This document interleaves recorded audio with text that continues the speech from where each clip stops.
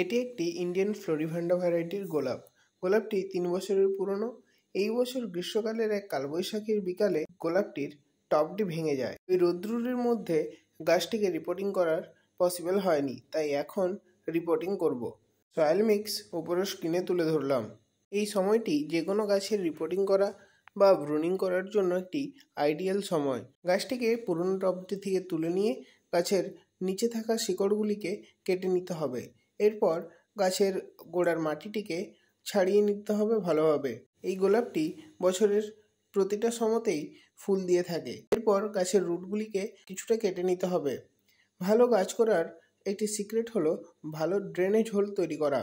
তাই খোলামখুচি দিয়ে টবের ড্রেনেজ হোলটিকে ঠিক করে নিতে হবে। গাছটি লাগানোর পর গাছের নতুন গ্রোথ এলে গাছে কী খাবার দিতে হবে তার সংক্রান্ত একটি আলাদা ভিডিও আমি আপলোড করেছি, প্লিজ ভিজিট করবেন।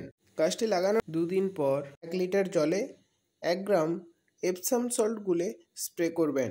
মাটিটি ফিল আপ করার সময় ভালোভাবে মাটি ফিল আপ করতে হবে যাতে এয়ার বাবলস না থাকে।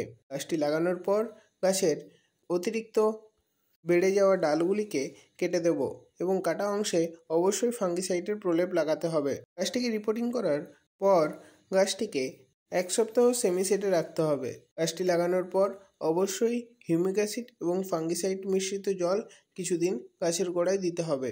নতুন গ্রোথ এলে আবার ভিডিও শেয়ার করব। ভিডিওটি ভালো লাগলে একটি লাইক করবেন। চ্যানেল নতুন হলে প্লিজ চ্যানেলটি সাবস্ক্রাইব করবেন। ধন্যবাদ।